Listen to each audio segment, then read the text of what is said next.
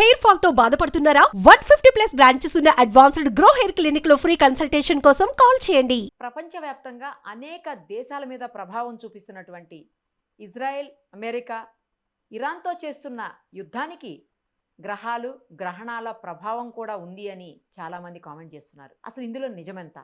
ప్రముఖ జ్యోతిష పండితులు ప్రస్తుతం మనతో పాటు లైవ్ కాల్లో అందుబాటులో ఉన్నారు. ప్రదీప్ జోషి గారు. నమస్తే అండి ప్రదీప్ జోషి గారు. నమస్తే అండి, శ్రీమాత్రే నమః. ఇప్పుడు జరుగుతున్నటువంటి ఏదైతే ఇజ్రాయెల్కి, అమెరికాకి, ఇరాన్తో జరుగుతున్నటువంటి యుద్ధం ఏదుందో దాంట్లో గ్రహాలు, గ్రహణాల ప్రభావం కూడా ఉంది. దానివల్లనే ఇలాంటి యుద్ధ వాతావరణం ప్రపంచవ్యాప్తంగా నెలకొన్నటువంటి పరిస్థితి ఉంది అని చెప్తున్నారు.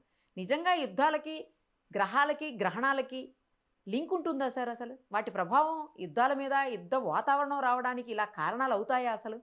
కరెంట్గా ఉంటుంది, అందులో డౌటే లేదు. ఓకే. నేను ఆల్రెడీ ఇంతకు మునిపే మీకు సుమన్ టీవీకి వివిధ ఛానల్లో నేను ఇంటర్వ్యూ ఇచ్చినప్పుడే చెప్పాను. 2026 సంవత్సరంలో యుద్ధాలు వస్తాయి అని చెప్పాను. పరాభవ నామ సంవత్సరం మన సాంస్క్రిట్ లో క్లియర్ గా, మన ఏన్షియంట్ టెక్స్ట్లలో క్లియర్ గా చెప్తుంది ఏ సంవత్సరం ఏం జరుగుతుందో. సంవత్సరం పేరుతో మనం తెలుసుకోవచ్చు. ఓకే. పరాభవం, ఇప్పుడు పరాభవ నామ సంవత్సరం వస్తుంది. పరాభవం అంటే అర్థం ఏంటి? ఓడిపోవడం. అవును. సో ఎవరైతే గనక మానవాళికి నష్టం కలిగిస్తారు, మానవాళికి హాని కలిగిస్తారు, సో ఒక హ్యుమానిటీకి ఎక్కడైతే విలువలు ఉండవు, స్త్రీలకు స్వేచ్ఛ లేదు, ఎవరి జీవితంలో వాళ్ళ జీవితం ఎలా గడపాలనుకుంటే అట్లాంటి స్వేచ్ఛలు లేవు, అలా ఎవరైతే గనక మనుషుల స్వేచ్ఛను హరిస్తారో, ఎవరైతే గనక మనుషుల జీవితాలను శాసిస్తారు, అలాంటి వాళ్ళందరూ కూడా ఓడిపోతారు. సో అదే ఇప్పుడు జరుగుతుంది. పరాభవ నామ సంవత్సరం అదే జరుగుతుంది. ఇప్పుడు ఇరాన్ యుద్ధం కానీ, తర్వాత వేరే ఏ యుద్ధాలైనా సరే, యుద్ధం ఎందుకోసం వస్తుంది? ఏదో ఒక ఆటంకం జరిగి యుద్ధం వస్తుంది. దానికి ఏంటంటే గనక మనుషులందరూ కూడా థింకింగ్ మీదనే ఉంటారు. మనకారకుడు చంద్రుడు అవుతాడు, ఆత్మకారకుడు సూర్యుడు అవుతాడు. సూర్య చంద్ర గ్రహణాలు ఏర్పడినప్పుడు భూకంపాలు రావడము, ప్రకృతి విపత్తులు రావడము, లేదా మనుషుల మధ్యన, రాజుల మధ్యన, దేశాల మధ్యన కలహాలు ఎక్కువగా జరగడం, రోగపీడలు ఎక్కువగా రావడం, ఇవన్నీ జరుగుతాయి. మనకి ఎగ్జాంపుల్ కనుక చూస్తే, అంటే ఇది ఒక్కసారి ఇప్పుడు గ్రహణం జరిగింది కదా, ఏదో యుద్ధం ఆల్రెడీ ఎప్పటి నుంచో డిస్కస్ జరుగుతున్నాయి, గ్రహణం అప్పుడు యుద్ధం వచ్చింది కాబట్టి దీనికి మీరు లింకప్ చేసుకుంటున్నారు అని అంటారు. అది అబద్ధం. ఎందుకోసం అంటే ఆల్రెడీ జ్యోతిష్ శాస్త్రంలో క్లియర్ గా చెప్పారు. మనకి డిసెంబర్ 19వ తారీఖు షష్టగ్రహ కూటమి 2020లో ఏర్పడింది. దాని తర్వాత ఏమైంది? లాక్డౌన్ అవ్వడము, అసలు ఎవరు ఊహించినంత భయంకర వ్యాధులు వచ్చాయి. సో అది ఏమిటి? అది వికారినామ సంవత్సరం. వికారము అంటే మొత్తం వికారంగా ఉంటుంది ప్రపంచము. వికృతి నామ సంవత్సరం. తర్వాత 2021లో శార్వరి నామ సంవత్సరం వచ్చింది. మొత్తం అంతా కూడా చీకట్లోకి వెళ్ళిపోయింది. ఎంతో మంది జీవితాలు చీకట్లోకి వెళ్ళిపోయారు.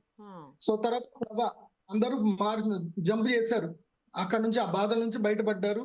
శుభకృతి నామ సంవత్సరం మంచి జరిగింది. విశ్వావసు, అది కూడా కొంచెం మంచి జరిగింది. కాకపోతే ప్రకృతి విపత్తులు ఏర్పడ్డాయి. ఎందుకోసం అంటే పోయిన సంవత్సరం కూడా మనం ఆల్రెడీ షష్టగ్రహ కూటమి జరిగింది, పంచగ్రహ కూటమి జరిగిందని మనం డిస్కస్ చేసాం. విజయవాడలో విపత్తు వచ్చినా కానీ, కేదార్నాథ్ లో విపత్తులు వచ్చాయి. ఇప్పుడు కూడా అదే జరుగుతుంది. ఫల్గుణ మాసంలో ఫల్గుణుడు అంటే ఎవరు? అర్జునుడు దేనికి? అర్జునుడు చెప్పగానే మనకి ఏం గుర్తుకొస్తుంది? యుద్ధం గుర్తొస్తుంది. భారత యుద్ధమే గుర్తుకొస్తుంది. సో ఫల్గుణ మాసము లోపల మనకి అమావాస్య, తర్వాత మాఘ అమావాస్య రోజు వచ్చింది. అంటే పాల్గొన మాసం ప్రారంభమయ్యేటప్పుడు అమావాస్య రోజున సూర్యగ్రహణం ఏర్పడింది, ఇప్పుడు చంద్రగ్రహణం ఏర్పడింది. ఈ యొక్క యుద్ధము ఇంకా 15-20 రోజులు ఉంటుంది.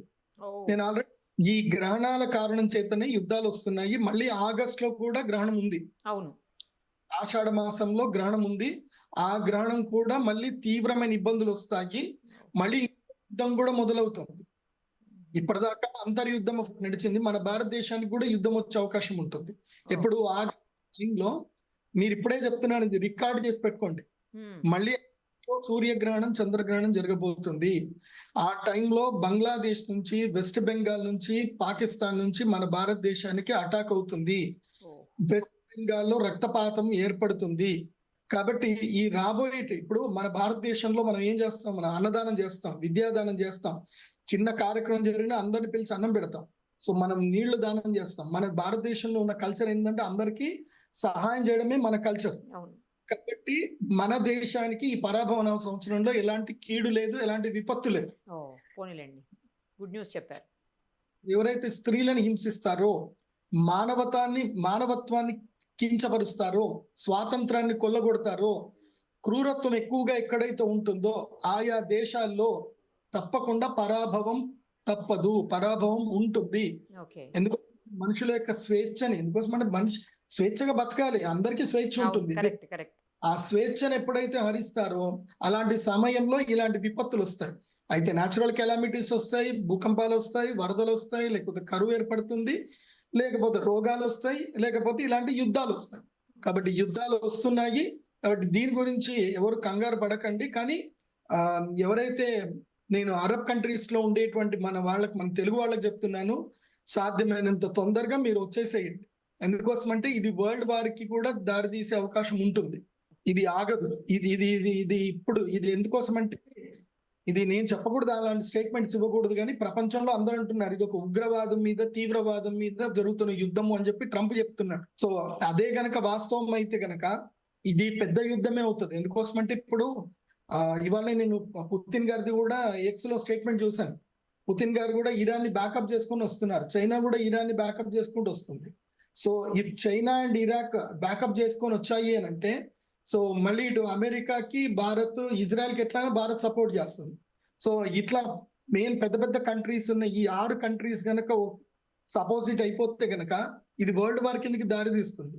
కాబట్టి ఇది వరల్డ్ వార్ కింద కూడా దారి తీసే అవకాశం ఉంటుంది. కాబట్టి నేను తెలంగాణ వాసులకి, ఆంధ్ర వాసులకి, ముఖ్యంగా భారతీయులకు అందరికి కూడా చెప్తుంది ఏంటంటే, ఇకపై పరాయి దేశాలకు వెళ్ళడం మానండి.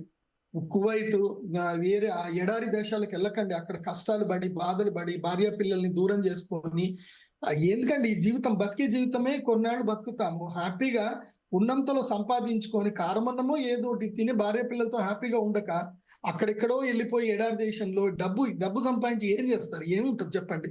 సుఖపడను అనుభవించని డబ్బు నీకు నిరర్థకం. కరెక్ట్ చెప్పారు సార్. అవును. పిల్లలతో లేకుండా, పిల్లల్ని దగ్గర లేకుండా, భార్య దగ్గర లేకుండా, దూరం ఉండి వీడియో కాల్ మాట్లాడుకొని ఏమా బతుకులు అవన్నీ కూడా. కాబట్టి నేను కువైత్, విదేశాల్లో ఉండే తెలుగు వాళ్ళందరికీ, భారతీయులందరికీ చెప్తున్నాను, చక్కగా రండి, భారతదేశంలో వ్యవసాయం చేసుకోండి. రాబోయే కాలంలో భారతదేశం సుసంపన్నం అవుతుంది, భారతదేశంలో వ్యవసాయం వికసిస్తుంది. ప్రపంచ దేశాలన్నిటికీ అన్నం పెట్టేది భారతదేశమే. దానికి యుద్ధం శ్రీకారం అవుతుంది. ఈ యుద్ధం తోటి ప్రపంచం మొత్తం కూడా భారతదేశం యొక్క గొప్పతనం తెలుస్తుంది. ఎందుకోసం అంటే మనం ఎన్నడూ కూడా ఎవరి మీద వాంటెడ్లీ యుద్ధానికి వెళ్ళలేం. ఇబ్బంది పెడితే తప్ప మనం యుద్ధం చేసాం తప్ప మన మీద దాడి చేయలేదు. సో భారతదేశం అన్నం పెట్టే దేశం. కాబట్టి భారతీయులు ఎక్కడున్నా తిరిగి వచ్చేసేయండి. టైం దొరికింది అని అంటే వచ్చేసేయండి. ఎందుకోసం అంటే రాబోయే కాలంలో ఈ యుద్ధం కంటిన్యూ అవుతుంది. మోస్ట్లీ ఆగస్టు ఏదైతే గ్రహణం వచ్చేంత వరకు ఈ యుద్ధం కంటిన్యూ అవుతుంది. అడపా దడప యుద్ధం జరుగుతుంది. అంతర్యుద్ధాలు ఏర్పడతాయి. ఇరాన్ ఒకటే ఉంది, ఇప్పుడు ఇరాన్ తోటి ఇరాక్ కూడా కలుస్తుంది. రేపు వేరే దేశాలు కూడా కలుస్తాయి ఇంకా. సో మిజైల్స్ పంపించుకోవడం, ఇంటర్నల్ డీల్ చేయడం జరుగుతుంది. అది కూడా చూసుకోండి. ఇది యుద్ధం అయితే వస్తుంది. Thank you sir. Thank you so much.